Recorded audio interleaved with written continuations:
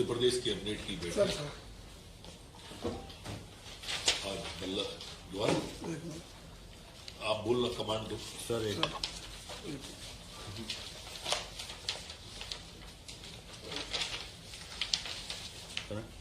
Role sir.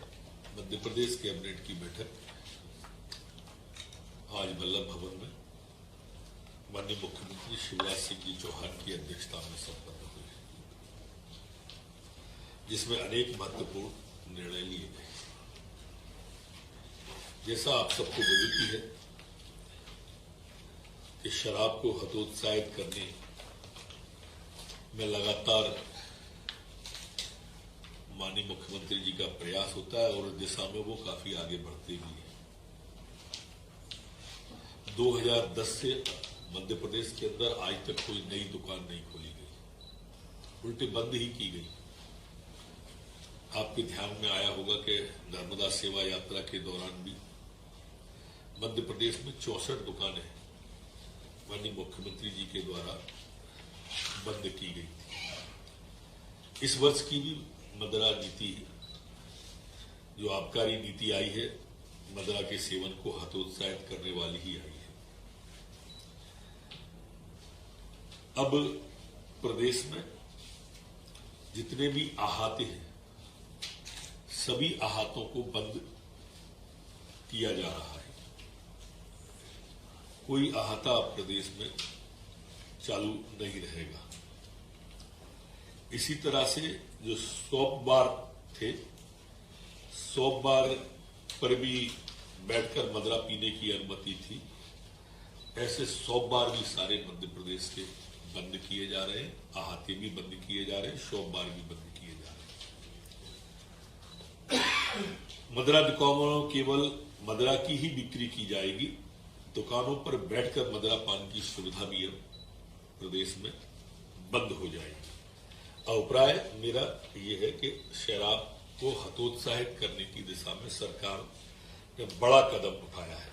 इसी तरह से सभी हमारे जो धार्मिक संस्था, girls school, girls college, girls hostel, इनकी दूरी 50 मीटर हुआ करती थी, उसे बढ़ा के अब 100 मीटर किए जाने का, और सभी प्रकार की शैक्षणिक संस्थाएं, अभी तक 1-2 का ही मार्ग था, अब सभी प्रकार की शैक्षणिक संस्थाएं इसमें शामिल की गई है। वाहन चलाने वाले, जो शराब पी के वाहन चलाने वाले थे, उनके ड्राइविंग लाइसेंस निलंबित करने के लिए प्रावधान और कड़े करने का भी आज तय किया है। शराब के नशे में खतरनाक ढंग से वाहन चलाने वालों की सजा में बढ़ाने पर भी इसमें विचार किया गया है। इसी तरह से आज जो अनेक महत्वपूर्ण निर्णय हुए हैं, उसमें आरबीसी 6.4 के जो मापदंड हैं, उनमें भी संशोधन किया है। मैं यहां यह कहना भी प्रासंगिक समझता हूं कि अगर हम देखेंगे तो कांग्रेस के समय में ऊंट के मुंह में जीरा की तरह किसानों को राहत दी जाती थी या वो दिया जाता था। हम लगातार आरबीसी 6.4 में संशोधन करके प्राकृतिक आपदा और दूसरी चीजों में लगातार बढ़ोतरी कर रहे हैं। जैसे अगर कहीं पर बाढ़ आ जाती है, भूस्खलन हो जाता है, तो 37,500 भूस्खलन में था हमारा, उसको बढ़ा के 47,000 कर दिया है। हमारे प्राकृतिक आपदा में दुधारू पशु, भैंस, गाय, इस तरह के ऊंट, ये जो नहीं रहते थे, 30,000 से बढ़ा के इसे 37,500 रुपए किया गया है। यहां तक कि भेड़ बकरी की हानि भी अब 3,000 से बढ़ा के 4,000 कर दी है। गैर दुधारू पशु, बैल, भैंस, भैंसा, ऊंट, घोड़ा, इसकी भी हानि दुगनी कर दी है, 16,000 से बढ़ाकर 32,000 रुपए कर दी है। बछड़ा, गधा, पौनी, खच्चर, इसकी हानि भी हमने बढ़ाई है। इसमें प्राकृतिक प्रकोप से प्रभावित पशुओं को अस्थायी शिविर में जो रखे जाने का था, उसकी राहत राशि भी 70 रुपए दिवस से बढ़ाकर 80 रुपए दिवस की है। छोटे पशु को 35 रुपए से बढ़ाकर 45 रुपए कर दिया है। यहां तक कि मुर्गी पालन जो मुर्गी रहती थी उनको भी 60 से बढ़ाकर 100 इस आरबीसी 6-4 के अंदर किया गया है। मकान वगैरह जो झुग्गी झोपड़ी हमारी थी वो झुग्गी झोपड़ी को 6000 से बढ़ाकर 8000, इसके अंदर जो पशु रहने वाले रहते थे उन्हें 2100 से बढ़ा के 3000। शारीरिक हानि अगर हो जाती थी तो उसमें पहले 59,000 था, उसे 74,000 किया गया है।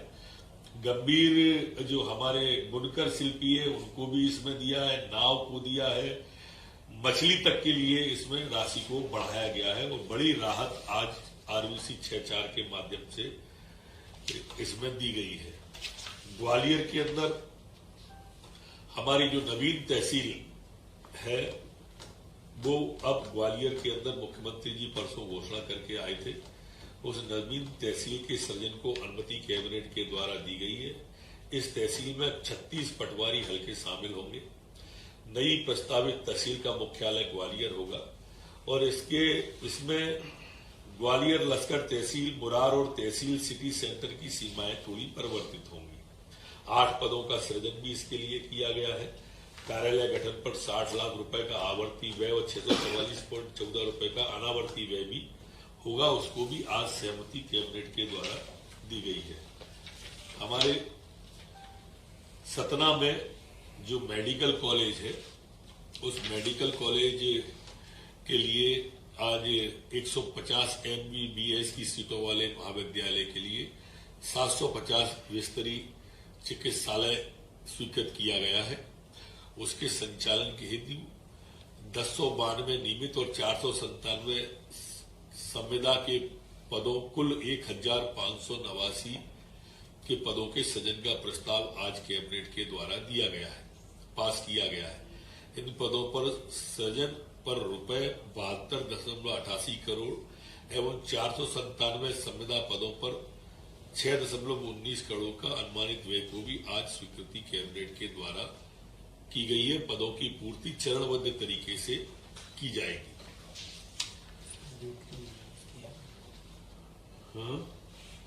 हमने कई नियम नगरपालिका नगरीय प्रशासन विभाग ने आज हटाए हैं जिनका उपयोग नहीं हुआ था और सजा के जिनमें प्रावधान थे। धारा 290, 360, 362 को विलोपित करने का और 195 संशोधन कर उसे जुर्माने तक करने का प्रस्ताव आज यहां पर कैबिनेट के द्वारा किया गया है। नगरपालिका अधिनियम की धारा 288, 290 को विलोपित करना और 208 में संशोधित कर जुर्माने तक सीमित करने का भी आज कैबिनेट के द्वारा निर्णय किया गया है। एक अन्य निर्णय में नगरीय प्रशासन विभाग द्वारा जो प्रस्ताव कैबिनेट के सामने लाया गया था कि जो हमारी शासकीय भूमि, नजूल भूमि और स्थानीय निकाय प्राधिकरणों की निवासरत गरीबों के आवासीय पट्टे का प्रावधान था, उसे अब 31/12/14 के स्थान पर 31/12/2020 किए जाने का प्रस्ताव था, जिसे कैबिनेट के द्वारा स्वीकृति दी है। गरीबों के आवासीय पट्टे देने की पात्रता तिथि 31/12/2000 निर्धारित जो थी, अब उसको 20 तक करने का कैबिनेट के द्वारा निर्णय लिया गया है।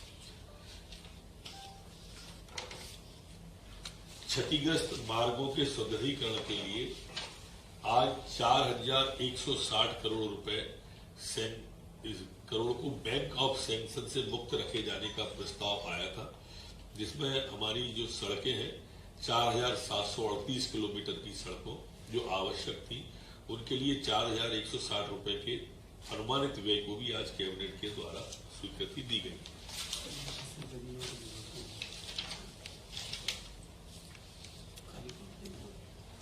आज कुछ जमीनें जो हमारी हैं उनको भी विभाग के द्वारा सेल जो की गई है भूमि परिसंपत्ति विभाग के द्वारा, उसमें ये चंबल कॉलोनी है श्योपुर की,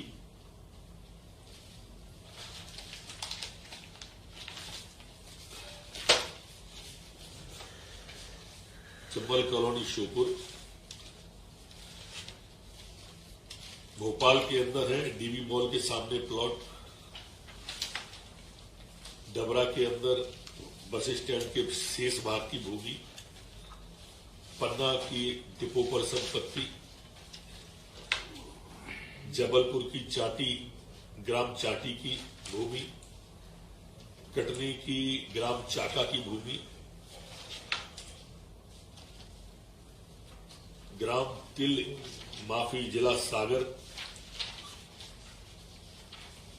और जिला इंदौर के अंदर भी निपानिया सर्वे क्रमांक 153, बिचौली खदरा 186 जिला इंदौर का वार्ड क्रमांक 76 और